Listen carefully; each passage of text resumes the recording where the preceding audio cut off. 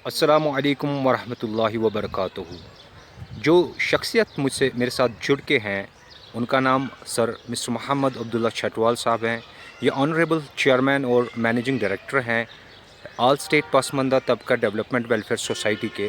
ये वो ऑर्गेनाइजेशन है जिन्होंने बहुत कुछ किया society of Jammu and Kashmir के लिए। 1997 से चली आ रही है। चलिए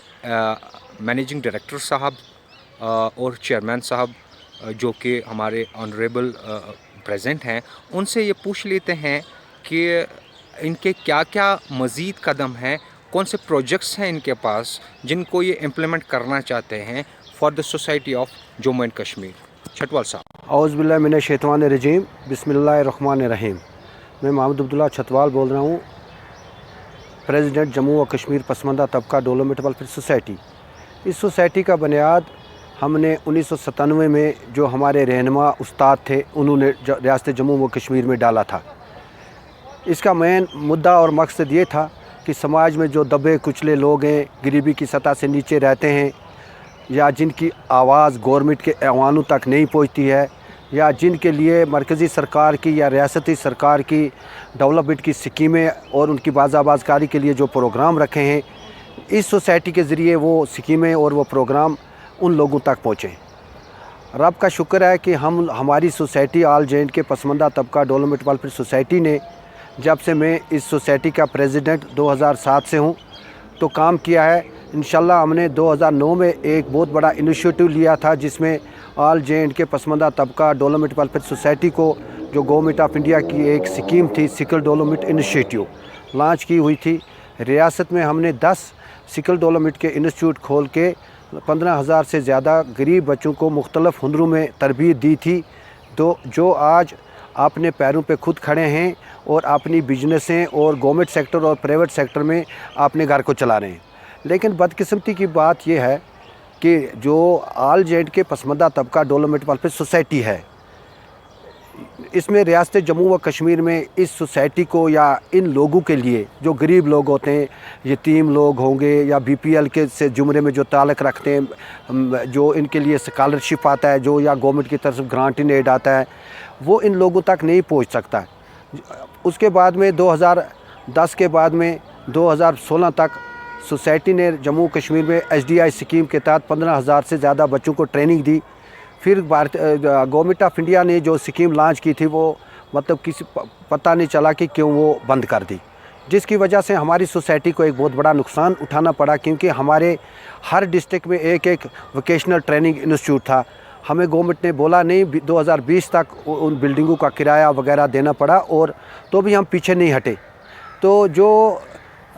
गवर्नमेंट ऑफ इंडिया की तरफ से जो ऑल जे के पसमानदा तबका डेवलपमेंट वेलफेयर सोसाइटी है, ये लिंकेड है ग्रुप ऑफ द यूनिवर्सिटी के साथ,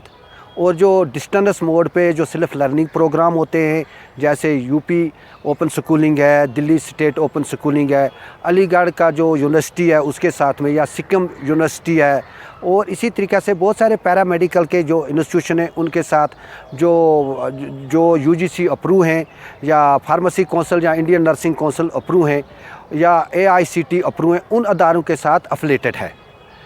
तो कुल मिला के 2016 में गवर्नमेंट ऑफ इंडिया ने एक प्रोजेक्ट जम्मू कश्मीर में लॉन्च किया था, पूरे देश में लॉन्च किया था, जो honourable prime minister of India ने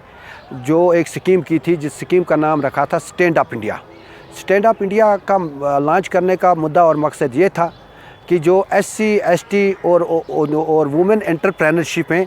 उनको बिजनेस कराई जाए, उनको लोन प्रोवाइड कराया जाए ताकि वो सेल्फ एम्प्लॉयमेंट हो जाए, क्योंकि पूरे देश में बेरोज़गारी का मसला है। ख़ासकर रियासत जम्मू व कश्मीर में ये बेरोज़गारी का मसला सबसे ज़्यादा है। हमारी सोसाइटी ने हज़ारों की तादाद में ड्रग एडिक्शन के कैंपस किए हैं। हमारी सोसाइटी में हज़ारों की तादाद में बुलेट कैंपस किए हुए हैं। हमारी सोसाइटी में जो ड्रग एडिक्शन वगैरह या हर चीज़ के लिए हमारी सोसाइटी ने काम किया हुआ है। तो बदकिस्मती से जो गवर्नमेंट ऑफ इंडिया की स्कीमें होती हैं, रियासती सरकार में वो स्कीमें ज़मीनी लेवल पे इम्प्लीमेंटेशन नहीं होती हैं,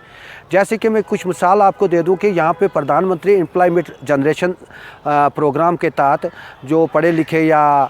हुनरमंद लोग होते हैं, जो स्किल्स होते हैं, उनको 10-10 लाख विदाउट गारंटर गवर्नमेंट ने ऑर्डर कर रखा है बैंकर्स को, कोई इनको ना मॉर्गेज चाहिए ना गारंटर चाहिए, इनको लोन दे दो। लेकिन बदकिस्मती से हज़ारों की तादाद में केसेस बैंक पे पड़े हुए, जो बैंक गवर्नमेंट की नहीं मानती है, वो अपनी मनमानी के तहत उन्हीं लोगों से गारंटर भी मांगती है और उनसे मॉर्गेज भी मांगती है। और दूसरी बात ये होती है कि बैंकर्स पहले से इनको दुकान हायर करवा लेते हैं और 8-8, 9-9 महीने के बाद उनकी लोन डिसबर्समेंट होती है।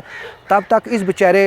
बेरोज़गार नौजवान को बैंक का जो दुकान का जो किराया 2 लाख के करीब हुआ होता है, तो फिर जब लोन छोड़ती है तो ये पैसा इसका लेबलिटी में चला जाता है और इसकी बिजनेस नहीं चल सकती है। इसी तरह की हज़ारों स्कीमें यहाँ पे गवर्नमेंट ऑफ इंडिया की हैं। अब बहरहाल हमारी ऑर्गेनाइजेशन ने एक बहुत बड़ा स्टेप उठाया हुआ है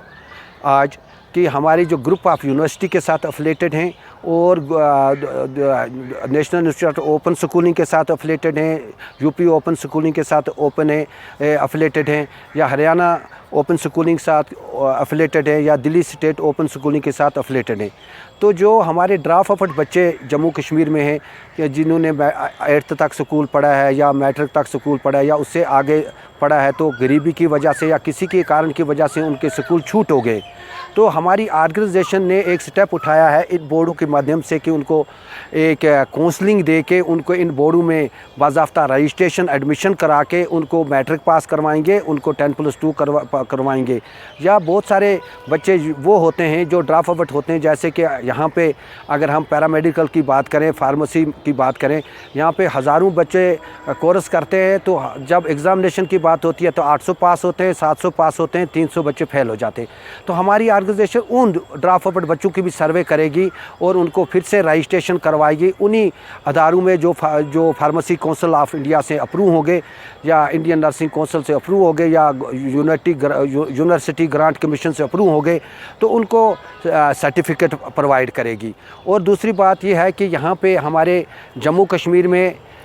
जो लोग बहुत बड़ी एक तादाद है जो लोग काम जानते हैं, जैसे तुर्खान है,